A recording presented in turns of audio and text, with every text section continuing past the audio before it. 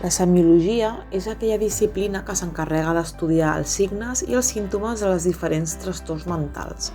Però llavors, quina és la diferència entre un signe i un símptoma? Doncs bé, el símptoma fa referència a aquella part subjectiva que fa la persona en relació a un canvi que reconeix que no està bé, que és anòmal. No obstant això, el signe és una dada objectiva que es pot observar des de qualsevol persona diferent d'aquella que està tenint els símptomes. Per posar un exemple, podríem tenir un pacient a la nostra consulta que li observem que té totes les ungles mossegades o, per exemple, que té els braços com marques, no? Que s'ha fet amb els ganivets, per exemple. Doncs clar, això és un signe que és objectivable, o sigui, el podem observar nosaltres. Però si ens diu, per exemple, sento veus al meu cap que m'indiquen que m'he de fer mal, doncs llavors això ja seria un símptoma. Per què? Perquè nosaltres no podem observar-lo. És només percebut per al pacient, per aquella persona que està tenint aquell símptoma. Llavors, feta aquesta diferenciació, hauríem d'anar al següent mapa conceptual per parlar del que seria la semiologia, que la podríem repartir en 3 grups diferents. Primer parlaríem del signe o símptoma primari i secundari, després en quant orgànic versus funcional i per últim categorial versus dimensional.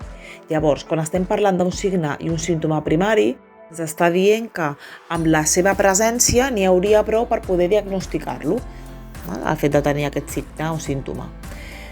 No obstant, el secundari no és específic del trastorn i es pot presentar en diferents trastorns, com a conseqüència d'un símptoma primari o signe primari.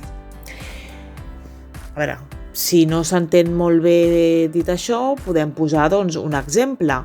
En quant a símptoma primari, podríem posar l'exemple del trastorn d'ansietat generalitzada. Llavors, aquesta ansietat que té aquesta persona, que té aquest trastorn, és el símptoma primari. Però què passa amb l'ansietat que es provoca per una persona que està diagnosticada com a esquizofrènia i que té al·lucinacions auditives?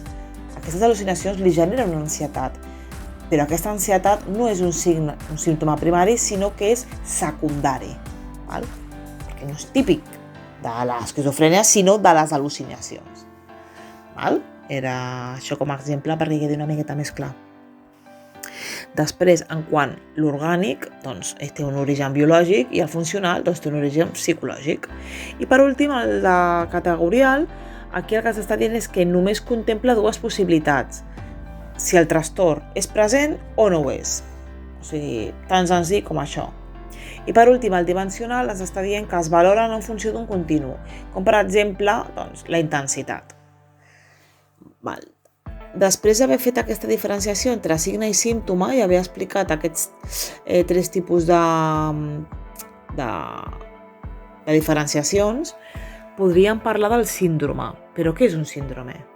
Doncs es fa referència al conjunt de signes i símptomes que concorren en temps i forma i que caracteritzen a un trastorn. Seria el mateix que dir malaltia en l'àmbit clínic, o sigui, en l'àmbit de la medicina. I per últim, el quadre clínic, què seria en aquest cas? Doncs és el conjunt de signes i símptomes que presenta una persona, però que encara no ha estat diagnosticada pel que es desconeix la causa.